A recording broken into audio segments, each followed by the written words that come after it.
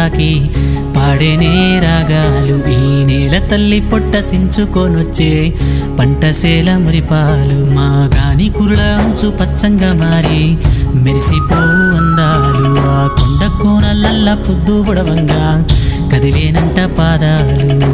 ఉన్న ఊరిని కన్నవారిని ఇడిసి పెట్టాడన్నా, కంటి పాపకను రెప్పవాలకుండా కాపుగాస్తాడన్నా. ఏ దిక్కుల్లోనూ ఉన్న గుండెల్లో దాగున్న మమకారమంతా మట్టిపైనే. రైతన్నా